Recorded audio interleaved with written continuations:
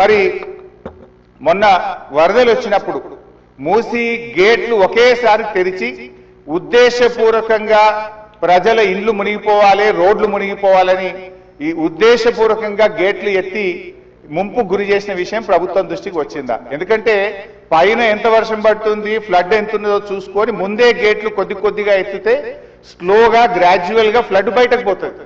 కానీ గేట్లు నింపి ఆపిపెట్టి ప్రాజెక్టు మొత్తం నిండిన తర్వాత ఒకేసారి గేట్లు తెరవడం ద్వారా ఓఆర్ఆర్ యొక్క మరి పక్కనుండేటువంటి రోడ్లు కానీ ఓఆర్ఆర్ యొక్క మన పక్కనుండే రోడ్లు ఇండ్లు ముంపు ఉద్దేశపూర్వకంగా కావాలనే ప్రభుత్వ పెద్దల యొక్క ఆదేశాలతో ఈ గేట్లు ఎత్తి ముంపు గురి చేసిన విషయం ప్రభుత్వం దృష్టికి వచ్చిందా?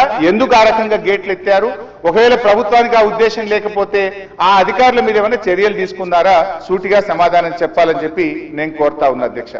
చివరిగా నేను చెప్పేది, మీరు పేదవాళ్ళ ఇండ్లకి రాకండి.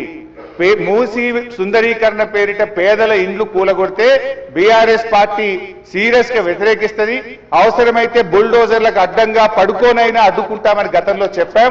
ఖాళీ స్థలాలు ఉన్నాయి, మీరు ఖాళీ స్థలాల్లో దాన్ని డెవలప్ చేయండి. మూసీలోకి గోదావరి నీళ్లు తెండి, మురికి నీరు లేకుండా చూడండి. కానీ మూసీ పేరిట పేదల ఇండ్లు కూలిస్తే మాత్రం బీఆర్ఎస్ పార్టీ ఎంత మాత్రం ఒప్పుకోదని మీ ద్వారా ప్రభుత్వాన్ని తెలియజేస్తున్నాం.